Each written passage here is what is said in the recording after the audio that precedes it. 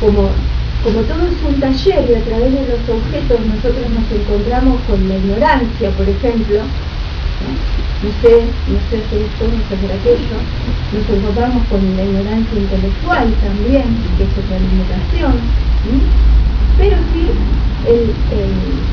el objetivo bueno, hay en nosotros algo que se puede desarrollar, y a medida que nosotros nos desarrollamos, ahí vamos limando nuestras limitaciones y vamos produciendo cosas que nos benefician. Pero para esto hay un prerequisito de base, un cambio de actitud que tenemos que tener, que llevándolo al método socrático es la etapa, digamos, del método socrático que podemos decir que es destructiva. Siempre en la filosofía socrática, o cuando ustedes recorren los diálogos, cuando van desarrollando una idea, siempre hay una primera etapa donde hay que destruir ideas, y eso llevado a la propia persona sería encontrarme con aquellas actitudes, con aquellos aspectos de mi personalidad, con aquellas ideas que en mí están arraigadas y que me agradan, y que están como incuestionadas, que también se sustentan, como decía recién Evangelina, en la imaginación. Yo me creo que soy de determinada manera. ¿Por qué? Porque elijo un modelo en mi imaginación de mí que no se condice con qué, con la parte íntima. Porque yo no me tengo que limitar a observar la conducta, tengo que ir un poquito más al fondo, que es ahí a donde solamente yo me veo, que es en lo que yo percibo de mis propios pensamientos, eso que yo sé, los tengo y los conozco, soy consciente, y lo que percibo de mis afecciones. Entonces, la idea, la imaginación que tengo, o el ideal que tengo formado de cómo me parece que soy, lo tengo que contrastar con eso, con los pensamientos que tengo y con las afecciones que tengo. Y ahí me voy a empezar a enfrentar a estas contradicciones interiores, ¿no es cierto? Que sería, en la medida que yo soy, tengo el suficiente coraje como para enfrentarme, voy a empezar a poder derrotar o a quitar de mí aquellas ideas que son caprichosas y que están equivocadas, ¿no?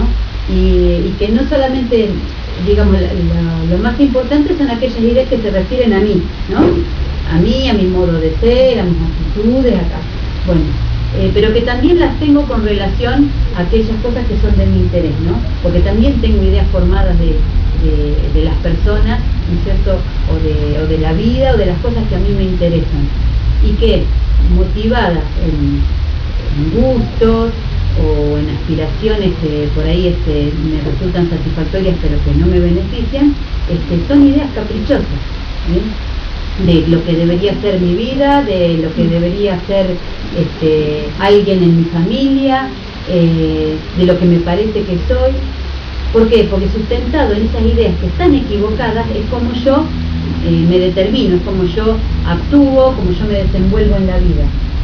Y el reflejo de eso está en el éxito o el fracaso que tengo, no solamente como persona, sino en los estados de ánimo, porque esas contradicciones a nosotros también nos llevan a sufrir, ¿no? A frustrarme en las cosas que quiero y no alcanzo, en las que pretendo y me parece que me merezco y que la realidad me demuestra otra cosa. Entonces, la primer parte de ese conocimiento de sí mismo, sí, tenemos que decir que en el buen decir socrático es una parte destructiva, porque yo tengo que empezar a encontrarme con mi realidad, que es lo que Sócrates manejaba por medio de la ironía, cuando hacía esa interlocución con las personas con las que charlaba, ¿no? Con los jóvenes de Atenas. La persona pagada de sí misma, ¿no es cierto?, creída, creyendo saber lo que no sabía, estaba convencido de cosas que no eran así. Y Sócrates simplemente se limitaba a preguntar y a repreguntar sobre eso que la persona creía, ¿no? Y era que al final de ese diálogo, la propia persona llegaba a descubrir en qué punto eso lo estaba sustentando en algo que estaba equivocado. Es a partir de ahí que yo después puedo construir algo. Me puedo dar cuenta, por ejemplo, que estoy movida por un sesgo de arrogancia o de orgullo, y que eso me está trayendo tales consecuencias. Entonces, bueno, a partir de que yo lo comprendo, después sí puedo construir, bueno, ¿qué sería tener cierta sencillez en el pensamiento? ¿O qué sería buscar de verme, digamos, lo más honestamente posible, es decir, no creerme lo que no soy? Entonces ahí empiezo a construir, a buscar en el ideal o en las ideas eso que yo quiero alcanzar a ser, distinto de lo que me encontré. Por eso Sócrates hablaba de la virtud. Que la virtud tiene que estar contenida en nosotros como idea. Cuando Patricia hacía hablar de ideas, ustedes tienen que formarse o imaginarse que es una idea dinámica, es una idea en la que implica pensamientos, donde implica actitudes, donde implica forma de ser. Esas son las ideas nuestras, porque yo tengo la idea de cómo ser mejor, y eso implica un movimiento en mí para modificar pensamientos, acrecentar ciertos sentimientos, dirigir mi voluntad. Esas son las ideas, y la virtud forma parte de las ideas que corresponden a lo que yo soy, que alimentan esa naturaleza espiritual. Por eso él decía que lo que ponía freno a todo lo que nosotros somos, o a todo lo que nosotros, las tendencias que nosotros tenemos, eran las virtudes. Por eso ponía la prudencia por encima de todas, que decía que era la que tenía que dirigir, porque la prudencia era ese proceso que yo tengo que hacer de razonamiento para descubrir las cosas tal como son. Y una vez que yo descubro eso, después empezar a dirigir la voluntad para conseguir aquello que me doy cuenta que necesito. Y la prudencia vendría a ser como el cerebro de todas las demás acciones mías. Que después la pasión, la emoción, están por debajo porque son sensibles. Y no es que la razón tiene que anular. Cuando recién se habla de destruir, vamos a desarrollar un poquito la idea de destruir, porque no es que voy a explotar todas las ideas y no me quedo con nada, porque además no se puede, ¿no? Sino que la razón regula, tiene que regular todas mis emociones, regular las pasiones, dirigirlas, y la voluntad se tiene que asociar a eso que la razón me dice que es bueno para mí. Entonces, no es que yo destruyo y después veo cómo hago, sino que es en ese mismo momento. ¿Cuándo destruyo? Cuando me empiezo a cuestionar si eso que yo afirmo durante toda mi vida y me altera, porque yo no puedo estar pensando bien y actuando bien estando ansioso, teniendo estado de ansiedad, o teniendo dolores de cabeza de quién sabe cuántos años, que ya estoy acostumbrado a eso. Entonces hay algo que está mal. Entonces el primer punto es empezar a interrogar, y ahí empiezo a destruir. Cuando digo no, empiezo a dudar de lo que yo estoy confiado de que es así. Digo no debe ser así porque las consecuencias no son las adecuadas. Ahí empiezo a destruir. Pero cuando yo realmente voy desplazando ideas equivocadas, cuando voy desarrollando las ideas adecuadas. ¿Está? Porque no hay un punto, porque si no sería una bolsa que yo voy metiendo cosas. No, yo no soy una bolsa.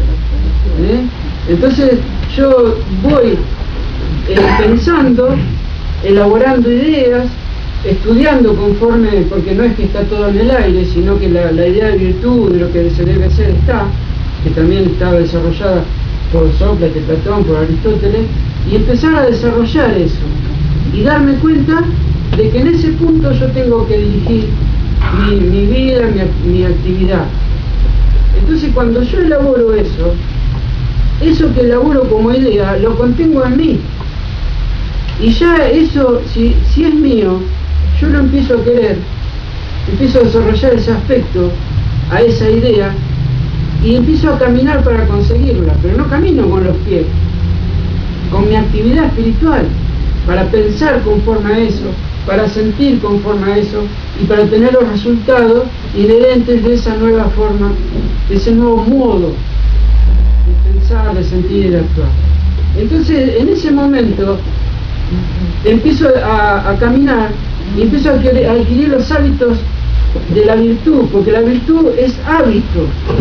La virtud no es un acto, que hoy hago algo bien y después me olvido y sigo igual hasta que me pasa algo y me empiezo a corregir de vuelta. Como por ejemplo, qué sé yo, me agarran ataques de ira constantemente hasta que un día tengo palpitaciones, taquicardia y el médico me dice, bueno, no se tiene que enojar más porque si no la próxima no sé si lo voy a poder sacar.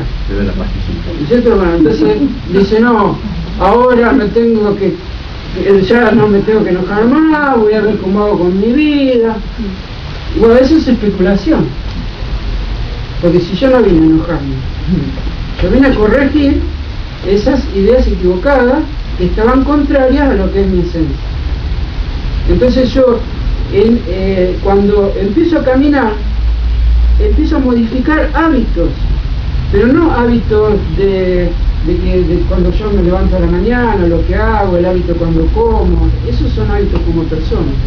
Otros, los hábitos de mi forma de pensar, de mi actitud ante ciertas situaciones, a los objetivos que yo pretendo cumplir para mí, que yo me doy cuenta que es un bien, porque ya desarrollé la idea de lo que eso es bueno para mí.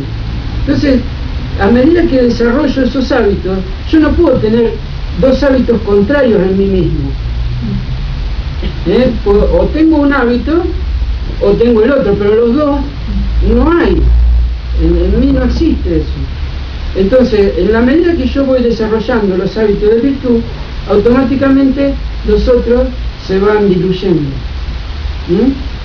Cuando yo tengo un hábito, ya soy libre, porque el hábito nos da libertad. Eso es lo bueno, de que el hábito, ¿para qué está el hábito? Para hacerme libre, porque cuando ya lo tengo incorporado, no tengo que ocuparme más, ya es así, y me ocupo de otra cosa, pero no de eso porque ya adquirí el hábito.